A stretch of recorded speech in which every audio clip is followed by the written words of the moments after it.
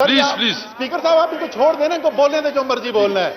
अच्छा, हम इनकी आवाजों से दबने वाले नहीं है, ना इनकी बातों से घबराने वाले।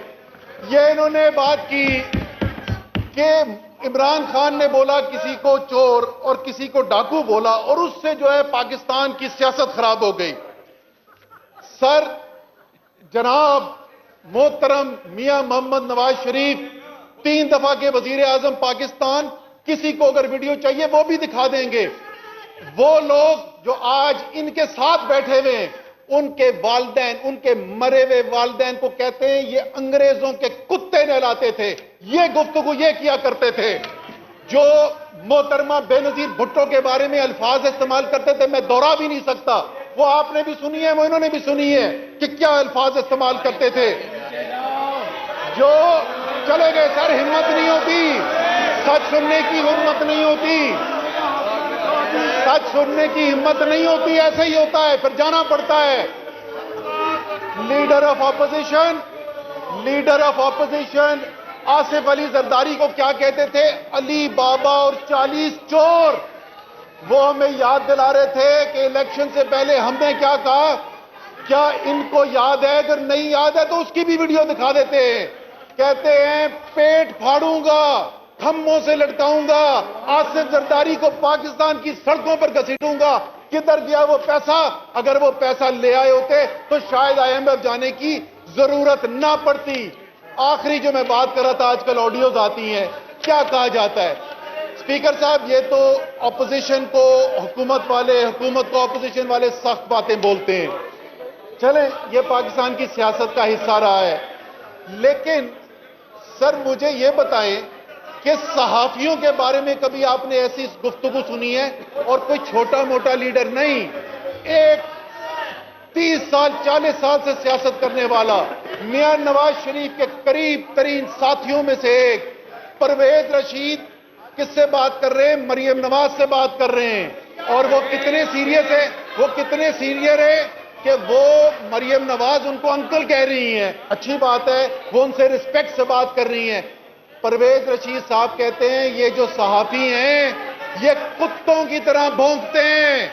सर, ये किसी ने आज तक पाकिस्तान में सहाफियों के बारे में बात की ऐसी? सर, सुननी पड़ती है, जब आप बोलते हैं ना तो सुनने के लिए तैयार हो जाया करें। फिर उन्होंने दावा किया कि फैटफ के बिल के लिए हम मदद करने को तैयार थे। पहली बात तो सिर्फ याद दहानी के लिए, इनकी भी और कौम के लिए, ग्रे लिस्ट में पाकिस्तान को फैटफ ने मुस्लिम लीग नून की हुकूमत में डाला था, तहरीक इंसाफ की हुकूमत नहीं। वो बेचारा हमाद अजहर उस वक्त से काम कर करके अच्छा भला नौजवान, उसके बाल आधे ग्रे हो गए, वो फैटफ ठीक करते करते ये जो खराबी पैदा करके गए थे। लेकिन स्पीकर साहब, आप तो हाउस के कस्टोडियन हैं, आपके पास तो तमाम रिकॉर्ड मौजूद हो रहा है। ये कहते हैं कि हमने फैटफ के ऊपर वोट डाला था। मैं फ्लोर पे चैलेंज कर रहा हूं इनको, फैटफ के बिल का वोट निकाल के देख ले, इन्होंने मुखालफत की थी। ये तो नंबर, ये इनके अपने साथी इनके पास हैं नहीं, आपस में इनके दराड़ें पड़ी हुई हैं, वोट ये डलवा नहीं सकते, इसलिए शिकस्त फाश हुई थी उस दिन। अच्छा जी, फिर आ जाएं जनाब, कुछ इन्होंने कुछ दावे किए। कहते हैं जनाब के टैक्स हमने जितना जमा किया था वो आज तक नहीं जमा हुआ। टैक्स कितना जमा किया था? सर, रिकॉर्ड की बात है, अभी निकलवा के देख लेते हैं। इनका आखिरी साल जो था 3,800 अरब रुपए, 3,800 अरब रुपए टैक्स इन्होंने इकट्ठा किया था। हमारा पिछला साल, कोविड का साल, दुनिया की मईशतें लेटी हुई थी, हमने पिछले साल 4,700 अरब रुपए इकट्ठा किया और इस साल इंशाल्लाह 6,000 अरब से ज्यादा इकट्ठा करने जा रहे हैं।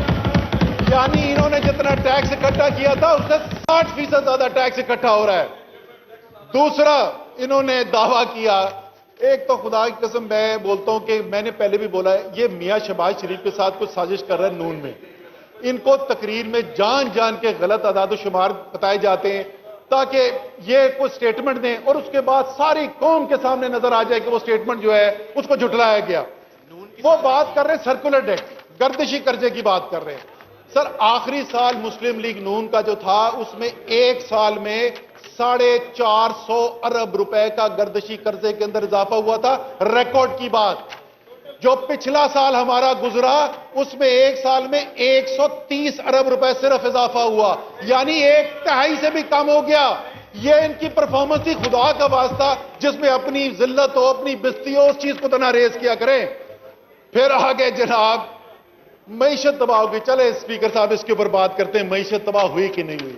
انہوں نے کہا کہ ہماری آخری سال میں معیشت کے صرف ایک سال ان کا معیشت کا 5% سے زیادہ اضافہ ہوا، معیشت کی رفتار میں 5.3% ان کے آخری سال میں ہوا۔ اسپیکر صاحب کووڈ کے سال کے اندر جیسے میں نے کہا جس وقت دنیا میں تمام معیشتیں لیٹی ہوئی تھی، اس سال پاکستان کی معیشت نے جو ضمنی اندازہ لگایا گیا، جو اس وقت جو مارچ کے مہینے کے اعداد و شمار پہ تھا، تو 4% اضافہ ہوا ہماری معیشت میں۔ آپ کو خوشی ہوگی کہ جو اس کے بعد آخری سرمائی آئی اس میں ہماری بڑی صنعتوں کی رفتار جو ہے وہ 12 سے 13% تھی، اور انشاءاللہ تعالی جنوری کے مہینے میں جب ہم آپ کو پچھلی سال کی فائنل فگرز آپ کو دیں گے تو آپ کو نظر آئے گا کہ یہ پچھلے سال کی جو ہماری گروتھ تھی اکانومی کی وہ 4% نہیں، وہ 5% کے قریب ہوئی۔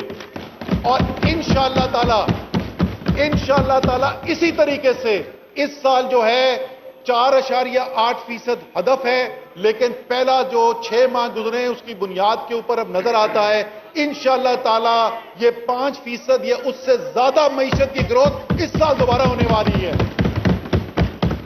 انہوں نے اور آپ کو بتاتے ہیں معیشت میں کیا ہو رہا والا ہے، اب شاید پڑھتے نہیں ہیں یا شاید وہاں چلے جاتے ہیں، کیونکہ دیکھیں نا خاندان جو ہے، بھائی آپ کا لندن میں، آپ کے بھائی کا ادھر سمدھی لندن میں، آپ کے بھتیجے لندن میں، اور پتہ نہیں کون کون لندن میں جمع ہوئے، تو شاید پاکستان کا جائزہ لینے کا ٹائم زیادہ ملتا نہیں ہے۔